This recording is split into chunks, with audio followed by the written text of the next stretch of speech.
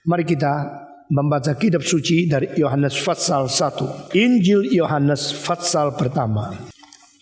Kita membaca bersama-sama dari 15 sampai 18. Yohanes memberi kesaksian tentang dia dan berseru, katanya, inilah dia yang ku maksudkan ketika aku berkata kemudian daripadaku akan datang dia dan telah mendahului aku, sebab dia telah ada sebelum aku. Karena dari kepenuhannya kita semua telah menerima kasih karunia demi kasih karunia. Sebab hukum Taurat diberikan oleh Musa, tetapi kasih karunia dan kebenaran datang oleh Yesus Kristus. Tidak seorang pun yang pernah melihat Allah, tetapi anak tunggal Allah yang ada di pangkuan Bapa, dialah yang menyatakan dia. Pembacaan kitab suci sampai di sini. Dan hari ini kita sudah lewat daripada from grace to grace, from faith to faith, from strength to strength, and from glory to glory. Kita masuk ke dalam setelah perjanjian lama diwakili oleh Taurat dan perjanjian baru diwakili oleh keselamatan. Di dalam Taurat manusia dihukum dan akibatnya adalah mati. Di dalam keselamatannya manusia diampuni dan akibatnya adalah hidup yang kekal. Di dalam Taurat maka manusia harus menghadapi kemarahan Tuhan. Di dalam Injil manusia menghadapi kemurahan dan pengampunan dari Tuhan. Sehingga ayat ini menjadi ayat betul-betul memisahkan perjanjian lama dan perjanjian baru. Yohanes Pembaptis menjadi orang yang memberikan sesuatu era yang baru, yang menghentikan seluruh jabatan dan seluruh pelayanan perjanjian lama, dan dia mempelopori perjalanan yang baru, era yang baru, yaitu perjanjian yang baru. Saudara-saudara, dan di antara ayat 17 dan ayat 19 muncul satu statement yang begitu penting. Sebagaimana ayat pertama statement, ayat kedua tiga statement, ayat keempat statement, ayat ke-9 statement, ayat ke-14 statement. Ini semua adalah statement yang besar. Pada mulanya adalah firman. Ini statement. Firman adalah Allah. Ini statement. Firman itu mengandung hidup. Itu statement. Dan hidup itu terang dunia. Itu statement. Dan terang itu terang satu-satunya yang menyinari semua manusia yang pernah dilahirkan di dunia. Ini statement. Firman menjadi daging.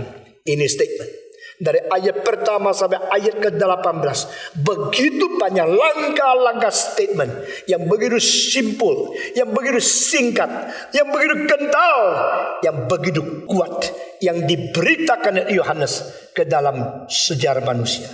Dan ayat ke-18 merupakan satu statement yang unik sekali, dan ini tidak pernah dikatakan di dalam agama lain. Ini tidak pernah dikatakan di dalam kebudayaan lain.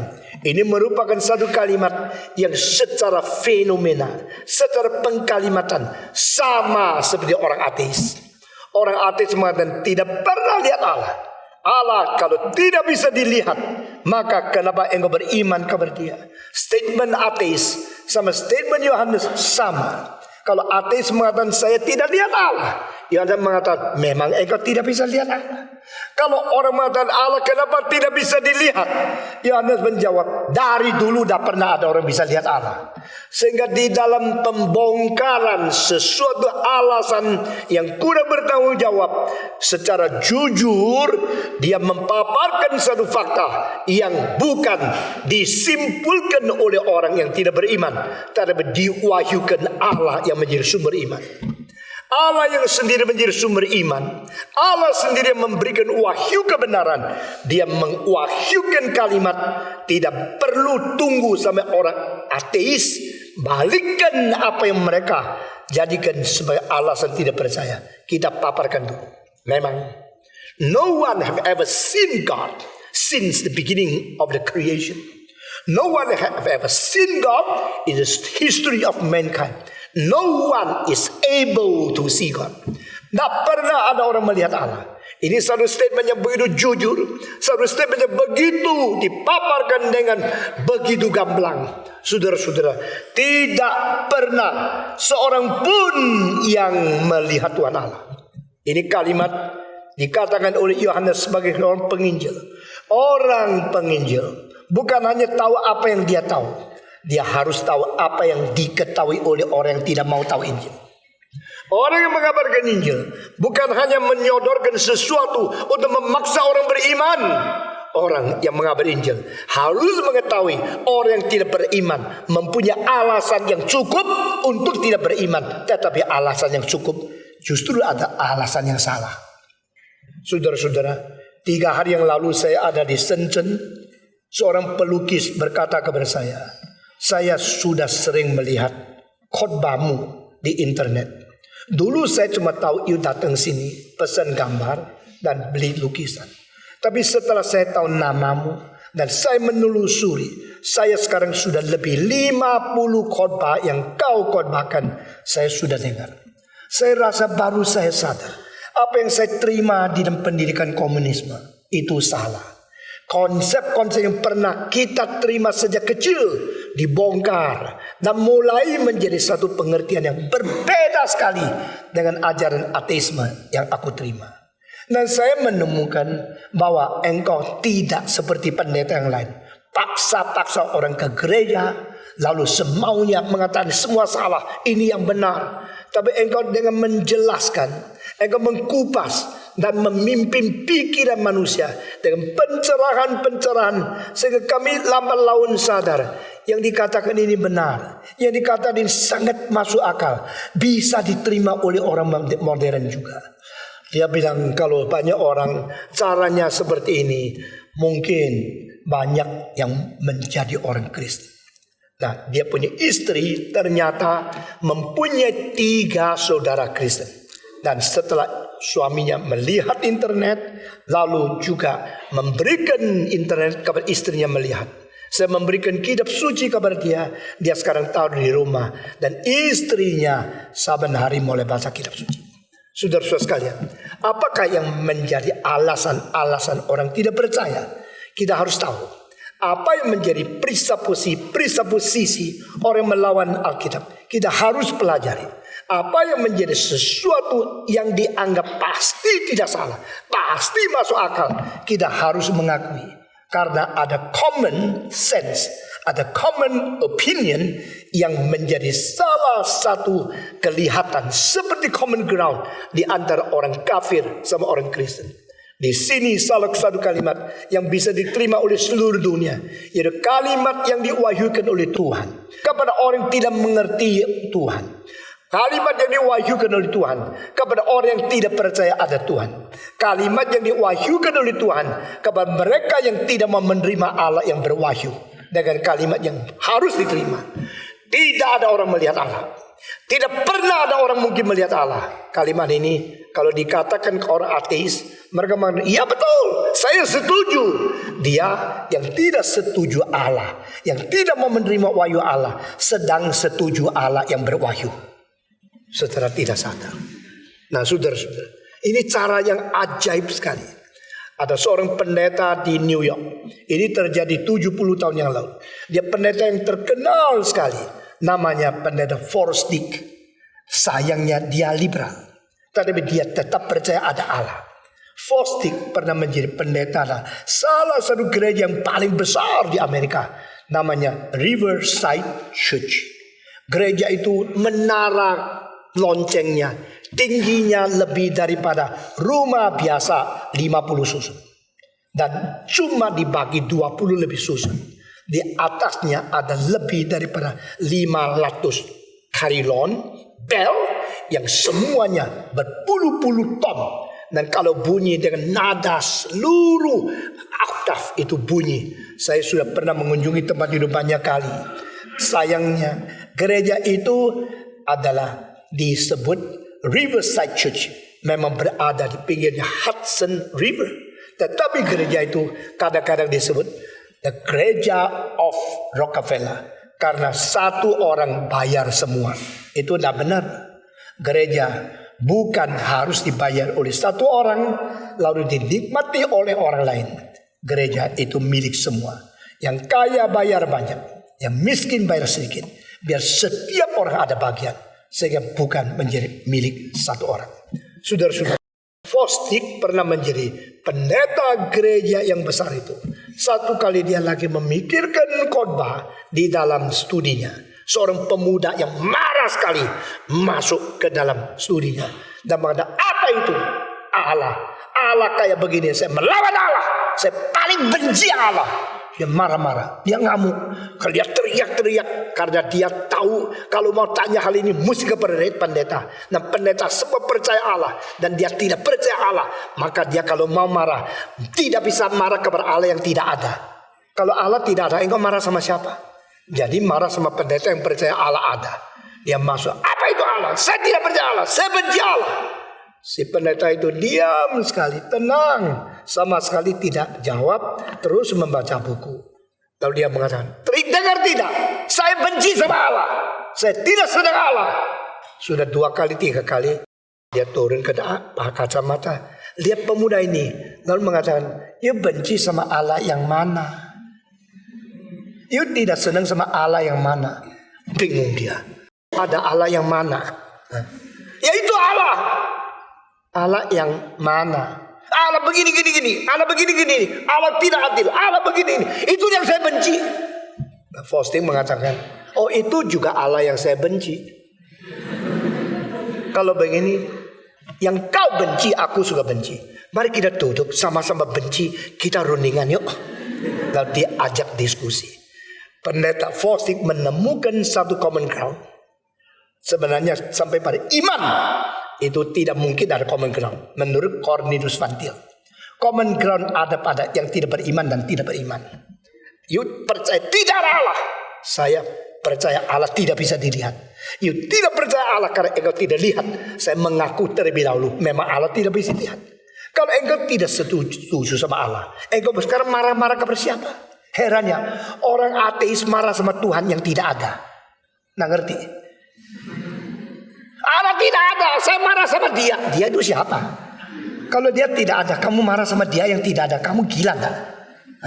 Maka kita mengatakan orang gila mengatakan tidak ada Allah. Semua 1, 2, 3. Orang gila, ayo yang tidak mau katakan nanti gila kamu. 1, 2, 3. Orang gila mengatakan tidak ada Allah. Atau kita rubah sedikit, orang yang katakan tidak ada Allah itu orang gila. Kira-kira begitulah. Saudara-saudara, Allah tidak ada, saya tidak setuju, saya melawan dia. Who are you opposing? Who are you debating? If you don't believe in God, why are you so mad to him? To whom? To the one you believe he is not. To the one you believe he doesn't exist. It is ridiculous. Lalu mereka bilang, oh Allah yang kau benci adalah yang tidak adil. Allah yang kau benci adalah Allah yang diskriminatif. Allah yang kau benci adalah Allah yang tidak menggubris kesulitan orang. Kalau begini, itu Allah yang tidak ada concern, Allah yang tidak keadilan. Itu bukan Allah. Kalau yang disebut Allah itu karena dia yang sumber keadilan. Yang disebut Allah dia ada sumber kebenaran. Yang disebut Allah dia sumber cinta kasih. Itulah you believe ada kasihnya. Ada human love. Dari mana human love? Dari human, gitu ya. Dari mana human wisdom? Dari human. Kenapa monyet dari wisdom? Kenapa manusia ada wisdom? Kenapa manusia ada perasaan keadilan? Di sini boleh dibicara-bicara, pelan-pelan dia membuka pikiran. Where does it come from? Wisdom, strength, and righteousness, the concept of perfection, or the concept of holiness, righteousness as the basis, the foundation of human right, as a basis of a culture, as a basis of possibility of human search for the truth, for the civilization. Itu semua dari mana? Saudara-saudara sekalian, tidak ada orang pernah melihat Allah. Kalau engkau cuma dapat satu kalimat, tidak ada orang percaya melihat Allah. Engkau mana? Oh ini pasti dari ateis. Saya berkata tidak. Dari kitab suci. Tidak ada orang pernah melihat Allah. Ini kalimat dari kitab suci. Dari kitab suci orang Kristen. Bukan dari kitab suci Buddha. Bukan dari kitab suci Hindu. Bukan dari kitab suci Zoroastrianisme. Bukan dari kitab suci orang-orang yang percaya mitos kejawen. Bukan kitab suci yang diturunkan dari orang mitos orang Greka. Dari Christian Bible. It mentioned, it claimed, and it revealed from God. So there is no one ever see God. Tak pernah ada orang yang pernah melihat Allah. Engkau mengatakan, kalau begini kita mulai diskusi. Allah tidak bisa lihat. Kenapa percaya kepada dia? Saya menjawab, Allah tidak bisa lihat. Kenapa tidak boleh percaya kepada dia? Semua kalimat orang dibalikkan sama dia. Jangan langsung kaget. Kalau engkau tengah-tengah tidur, bangun, merasa ada kaki bau di mulutmu. Engkau buka mata, temanmu tidur kakinya taruh sini. Engkau tampar dia, kurang ajar. Kenapa kau tidur terbalik? Dia cuma jawab, kenapa tidur terbalik? Nggak tahu siapa yang terbalik kok. Betul nggak? Waktu dia terbalik berarti you juga terbalik kan. Tapi siapa yang putar malam-malam seperti dasar? Nggak tahu kan. Pada waktu orang anggap saya normal, yang tidak normal kamu. Mungkin terjadi sebalik. Yang tidak normal adalah kamu sendiri, bukan orang lain. Dan dijawab apa? Allah tidak kelihatan. Jawab, Allah tidak kelihatan. Kenapa percaya Allah yang tidak kelihatan? Jawab, kenapa tidak boleh percaya Allah yang tidak kelihatan? Yang tidak kelihatan tidak ada. Di sini mulai muncul kegoblokan manusia. Yang tidak kelihatan tidak ada. Benarkah yang ada harus kelihatan? Benarkah yang tidak ada pasti tidak bisa kelihatan? Kalau tidak kelihatan pasti tidak ada. Saudara-saudara, pernahkah lihat angin? Siapa yang pernah lihat angin? Coba angkat tangan, saya potong tangannya. Pernahkah lihat listrik? Siapa yang pernah melihat listrik? Coba angkat tangan. Pernahkah lihat demokrasi? Yang pernah melihat demokrasi? Coba angkat tangan. Saya akan tanya, demokrasi yang kau pernah lihat itu warnanya hijau atau kuning? Demokrasi itu tebal berapa senti? Demokrasi itu bisa dilihat dengan bentuk apa? Banyak hal yang ada tapi tidak bisa dilihat. Banyak hal yang wujud tapi tidak bisa dilihat. Wujud di mana? Bisa dirasakan, bisa dibayangkan, tapi tidak bisa dilihat. Saudara-saudara, kalau saya tanya, dalam hatimu ada cinta kepada pacarmu? Oh ada, kalau dalam mati gua. Justru saya hidup karena ada cinta itu. Sehingga begitu tutup mata mukanya keluar. Setiap kali aku tutup mata mau berdoa, nah lihat Yesus, lihat pacar. Maka doamu dah karu-karuan, saudara-saudara. Dan itu cinta di hatimu. Coba tanya, ada tidak? Ada dong. Sudah lihat? Tidak. Hal yang tidak bisa dilihat terlalu banyak. Engkau tidak pernah melihat angin. Engkau tidak pernah melihat oksigen. Engkau tidak pernah melihat bumi memutari matahari. Engkau belum pernah melihat niat perjuangan. Karena hal-hal yang kita anggap memang ada. Dan ketika mengalami keberadaan itu, justru di wilayah tidak kelihatan. Sehingga jikalau siapa mengatakan karena Allah tidak bisa dilihat. Dan karena Alkitab mengaku tidak ada orang bisa melihat Allah, dan tak pernah ada orang melihat Allah, maka kita tidak boleh percaya kepada Allah. Kesimpulan melalui gejala dan pengalaman engkau tidak lihat Allah, lalu engkau mengambil kesimpulan, maka tidak boleh percaya kepada Allah. Ini kesimpulan yang sangat bodoh, kesimpulan yang sangat kasar, kesimpulan yang sangat tidak berbijaksana. Karena apa? Engkau sendiri sering percaya kepada hal yang kau tidak pernah lihat. Saudara-saudara, hal-hal yang kami sudah memberikan contoh tadi, elektro bagaimana loncat dan kecepatan yang setiap detik adalah 300.000 kilometer. Tidak pernah engkau melihat. Engkau bilang karena saya tidak lihat, maka saya tidak percaya. Saya bilang di sini ada kabel. Kabel itu memuat listrik yang 200.000 voltasinya. Ini sangat bahaya. Engkau bilang enggak, aku tidak percaya. Kenapa? Aku tidak percaya karena saya tidak lihat. Oke, peganglah sebentar. Ya, tidak usah lihat, pegang sebentar. Begitu engkau lihat, mau pegang, waktu pegang sudah mati, tidak bisa lihat. Waktu engkau bilang, aku percaya, tapi sudah MATI, saudara-saudara, sudah mati. Apakah orang mengatakan aku tidak lihat, maka aku tidak percaya? Itu orang pintar, orang berbijaksana. Saya menganggap orang terlalu bodoh. Orang ateis selalu menganggap diri paling pintar. Orang ateis selalu menganggap diri tidak mungkin salah. Tahun ini ada tahun Franz Joseph Haydn mati 200 tahun. Tahun ini ada tahun Felix Mendelssohn Bartholdy lahir 200 tahun. Tahun ini adalah tahun John Calvin Reformator lahir 500 tahun. Tahun ini adalah tahun Darwin menulis buku The Origin of the Species 150 tahun. Saudara-saudara, tahun ini tahun penting loh. Ada Calvin, ada Darwin, win banyak ada di dalam hal ini. Dan engkau katakan ini penting, itu penting. Silakan. Tapi saya berkata saudara, orang Calvinisme meragukan Allah, tapi tidak meragukan diri sendiri. Orang Darwinisme meragukan kitab suci, tidak meragukan buku The Origin of Species. Hari-hari ini ada orang Darwinisme menyindir Kristen. Kalau Kristen dulu itu lambangnya selalu ikan, ya, iktus. Yesus Kristus, jangan iman kepada orang-orang yang percaya kepada Dia. Ikutlah aku menjadi engkau penjala manusia, seperti orang dulu menjala ikan. Mereka sekarang gambar satu ikan, pawanya kasih 2 kaki. Ikannya ada kaki jadi ayam atau ikan, ya. Dan dia membuktikan tidak ada creation, tetapi ada evolution. Mereka tidak percaya Tuhan. Mereka memutlakkan keyakinan mereka terhadap teori yang mereka terima sebagai kebenaran yang tidak mungkin salah. Saudara-saudara, jikalau engkau mencurigai orang lain, silakan dengan cara yang fair curigai dirimu juga. Mungkin engkau salah.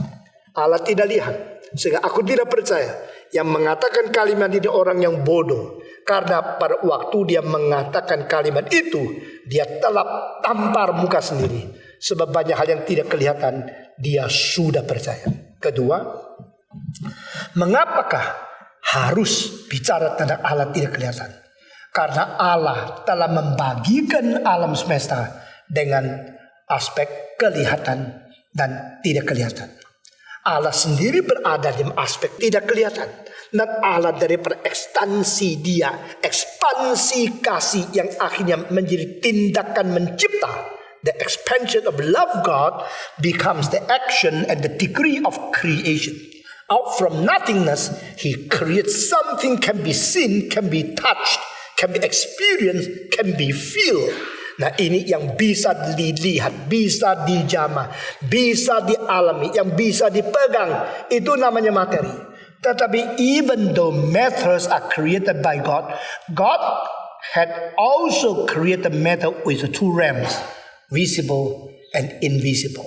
Saudara-saudara, yang bisa dilihat materi, hanya materi ada.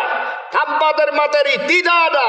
Itu namanya materialisme. Tapi Tuhan menyindir orang-orang yang percaya materi itu ada, maka di luar materi tidak ada, dengan menciptakan materi yang tidak bisa dilihat. Saudara-saudara, Tuhan mencipta mata untuk lihat. Lalu Tuhan mencipta orang untuk dilihat. Jadi orang itu mempunyai mata melihat, orang itu mempunyai tubuh untuk dilihat. Engkau lihat orang lain, engkau juga lihat kamu. Itu namanya lihatan. Ya. Engkau melihat saya melihat engkau. Mataku melihat tubuhmu, matamu melihat tubuhku, melihat bajuku, melihat posturku. Waktu engkau pakai mata melihat aku, engkau punya mata melihat aku melewati udara. Dan udara bisa dilihat tak? Jawab. Kalau udara bisa dilihat, engkau mau lihat saya? Tidak mungkin. Sebenarnya kelihatan udara toh, betul tak?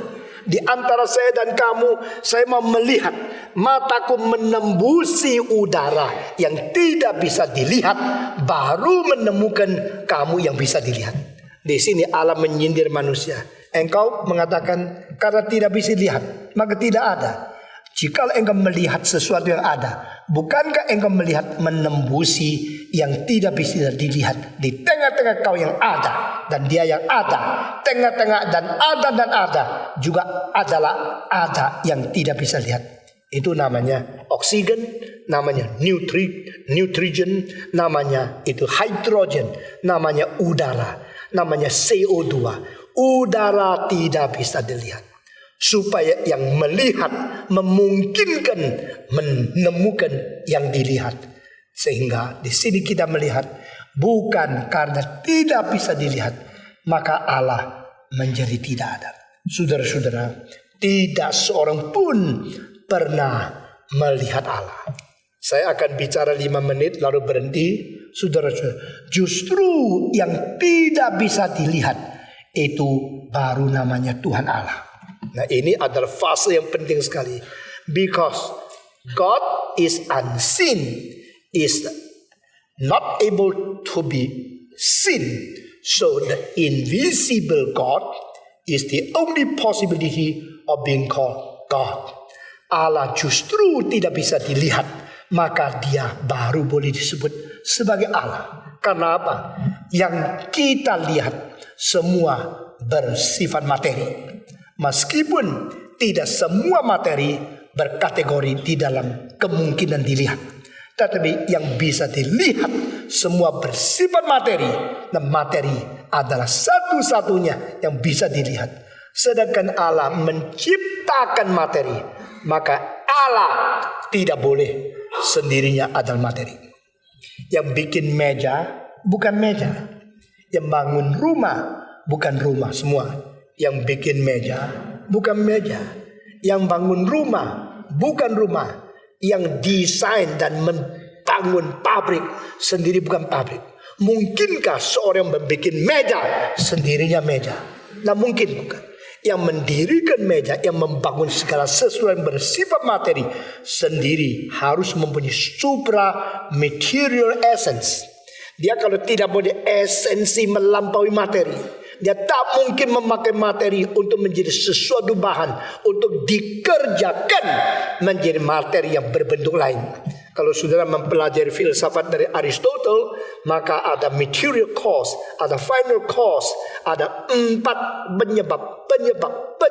penyebab yang menjadi satu materi yang raw, yang begitu kasar akan menjadi satu artwork, art piece or masterpiece of art, artifact.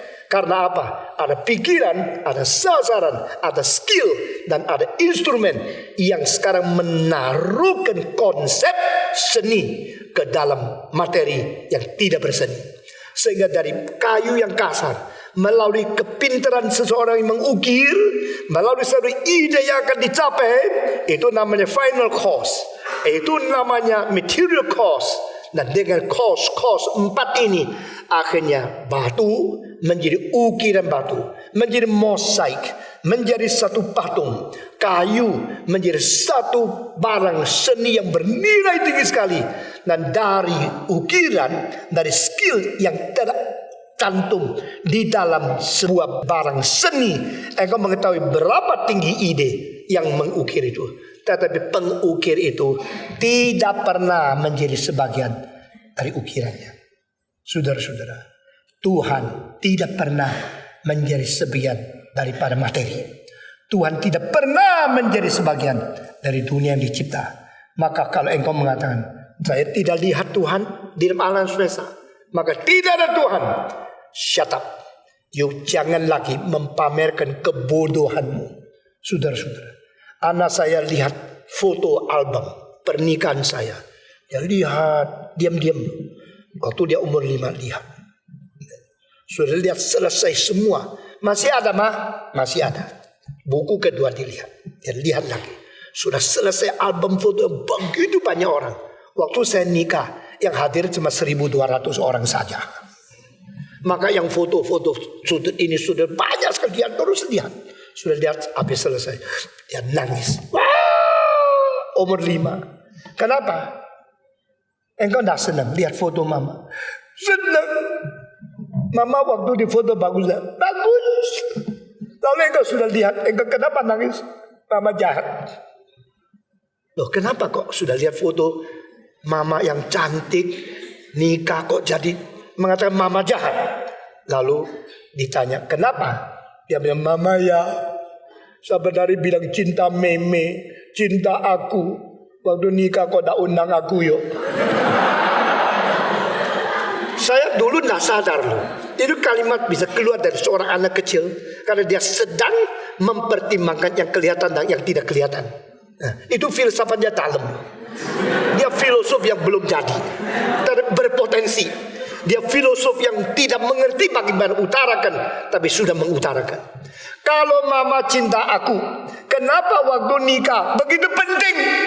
AI ini diundang, guru itu diundang, itu pemimpin kor diundang, majelis, aku kenapa tak diundang? Suddenly she feel he's lost in the family. No position for her, no significance in this family. Kenapa tidak undang? Kita ketawa setengah mati. Kalau aku nikah undang kamu jadi apa? Lu muncul sebelum aku nikah, lu apa lu? Jadi tak bisa dijelaskan sama dia. Bagaimana ngomong tak jelas? Itulah sama seperti orang mana. Aku tidak lihat Allah, maka Allah tidak ada. Bodoh sekali. You are a result of my marriage. So when I married, you were not. You tidak ada. Saudara-saudara, kenapa yang foto selalu tidak ada di dalam foto? Karena dia yang foto. Lu yang foto ya? Mana buktinya? Tak cari, tak ada kamu. Orang kendeng itu. Saudara-saudara, 2 minggu yang lalu dan kemarin saya memberikan masterclass dengan satu kalimat dari Lao Tzu 2700 tahun yang lalu. Dan saya menerjemahkan dalam bahasa Inggris menjadi doing nothing but nothing undone. Dalamnya, tidak bekerja apa-apa, tetapi tidak sesuatu yang tidak dikerjakan. Saya berkata kepada saudara ya, kalimat ini kalau dibalik menjadi doing everything but nothing done. Kalimat kedua lebih banyak gampang dimengerti. Banyak orang sibuk-sibuk tapi seumur hidup tidak kerja apa-apa. Yang bilang tidak kerja sampai hari kerja terus kerja, doing everything, so relentless, so tired, so busy, doing everything but nothing done. Lao Tzu mengatakan tidak. Ada semacam orang, ada semacam pelayanan, ada semacam prinsip yang doing nothing but nothing undone. Apa ya? Itu filsafat 2700 tahun yang lalu. Yang mengerti itu cuma beberapa orang di dalam sejarah. Setelah 300 tahun lalu, kalimat yang sama dimengerti oleh seorang namanya Aristotle di Greka. Lalu sesudah itu baru kita melihat ungkap yang paling sempurna adalah Tuhan Allah.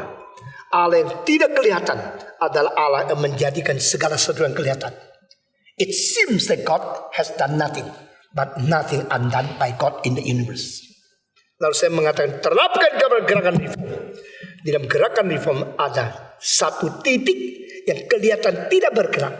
Itu titik poros dari satu roda. Itu titik as daripada yang berputar. Waktu engkau melihat roda itu putar, engkau lihat tepi, sibuk luar biasa. Engkau lihat poros tidak bergerak. Alam semesta, engkau harus menemukan yang tidak bergerak, tapi yang mengakibatkan semua bergerak melalui prinsip penggerakan yang tidak bergerak itu. Baru engkau mengerti yang mana menjadi focal point, yang mana menjadi busy fenomena. Saudara-saudara, jangan menjadi seorang pemuda yang terus sibuk kerja mati-matian sampai mati, nothing done. Jadi orang yang kelihatan tidak bekerja, tapi sungguh-sungguh merencanakan kehendak Tuhan Allah yang diam-diam, akhirnya segala sesuatu dikerjakan dengan baik. Allah yang mencipta segala sesuatu tidak pernah mungkin ditemukan di dalam ciptaan. Allah yang sendiri tidak kelihatan dalam menjadikan semua yang kelihatan berasal daripadanya. Di dalam konser yang paling penting itu apa? Bukan hallnya. Konser hall is a neutral building. Yang teriak di dalam Tarzan itu konser Tarzan. Yang teriak-teriak di dalam orang-orang yang falas, konser tukang falas. Yang menyanyi di dalam orang yang pernah dilatih bel konto, suara begitu halus, engkau menikmati sesuatu keharmonisan luar biasa. Kalau yang main adalah dangdut, itu konser dangdut. Yang main adalah konser kebau, atau adalah Philharmonic of Vienna, atau adalah Berlin Philharmonic. Itu menjadi satu keagungan dan mutu tinggi dari konser. Jadi hall is not important, the music is important. Tetapi hall kelihatan, musik tidak kelihatan. Musik kedengaran, tetapi musik tidak kelihatan. Dan yang lebih penting hallnya atau musiknya. What makes a concert great is a great music. Dan what makes a great music? Because a good conductor. Di dalam seluruh konser, semua yang mau datang dengar suara, tapi yang paling penting tidak bersuara. Betul nggak? Kalau konduktor ikut, konser jadi apa? Jadi dia tidak boleh bersuara, baru konser itu menjadi didengar bersuara. Engkau bilang, herannya, ini yang tak bersuara ada apa di situ gini-gini? Seperti goreng nasi di angkasa. Ada seorang kaya di Jakarta bilang sama saya, Pak Tong, saya juga suka musik, tapi saya waktu menonton kaget. Semua orang lagi main susah, sudah ada satu orang gini-gini, mau apa dia di sini? Saya bilang itu namanya konduktor. Apa sih konduktor? Saya konduktor yang mengakibatkan semua berbunyi begitu bagus menurut pimpinan dia. Loh, kalau dia lagi ini mereka tidak bisa nyanyi, tidak bisa main. Bisa, mainnya gimana? Nah, rapi. Mainnya gimana? Semangat tidak sama. Tapi kalau dia tuntut, suara ini harus lembut, suara itu harus keras. Mendadak semua berhenti, semua harus ikut dia. Saudara-saudara, satu kali saya menonton Profesor Otto Werner Müller dari Yale University, profesor dari Yachalik. Dia mengendak Beethoven. Saat itu ada 3 bagian. Sebagian yang makin keras, alat-alat itu makin keras. Saat yang sama, bar yang sama, alat musik yang lain musik makin lembut. Lalu setelah yang satu makin keras, yang satu makin lembut, 2 bar kemudian mendarat muncul satu timpani. Ini lagi lembut, itu lagi keras. Ini mendadak dan tidak bersuara. Ayo, gimana kondaknya? Tapi waktunya sama. Lalu waktu keluar dari musik gimana ya? Akhirnya saya melihat dia bagaimana. Di sini crescendo, tangannya naik. Waktu naik sini tiap tangannya turun. Ya, sampai ini naik itu turun sampai separuh, kepalanya gini. Jadi ini tiga menjadi conducting. Ya, yang tak ngerti kondak ya gini. Seperti main silat. Nah, saudara-saudara, lalu saya tanya, yang paling penting apa? Yang paling penting musik kan? Musik ditentukan oleh siapa? Musik bersuara kan? Musik yang bersuara ditentukan oleh konduktor yang tidak bersuara. Karena dia tidak bersuara, maka konser itu tidak bagian bagi dia. Itu hanya menyatakan kebodohan. Saudara-saudara, di dalam konser yang paling penting bukan konduktor. Konduktor hanya berusaha dengan sesetia mungkin mengerti dan menginterpretasikan kemauan komposer. Dan komposer tidak ada. Ini Handel, mana Handelnya? Katanya Mesias dari Handel. Ayo cari Handel. Mempet di kelas mana? Kenapa belum keluar? Dia sudah mati 200 tahun lebih. Kenapa musiknya masih ada? Karena yang tidak kelihatan menentukan yang kelihatan. Di mana Tuhan Allah? Tuhan yang tidak kelihatan menciptakan yang kelihatan. Jangan bodoh. Allah tidak bisa lihat. Aku tidak percaya. Saya berkata kepada justru Allah tidak bisa dilihat. Maka saya percaya dia. Justru dia menciptakan yang kelihatan. Maka dia sendiri tidak kelihatan. Dia adalah Allah. Karena dia tidak bisa dilihat. Mari kita berdoa.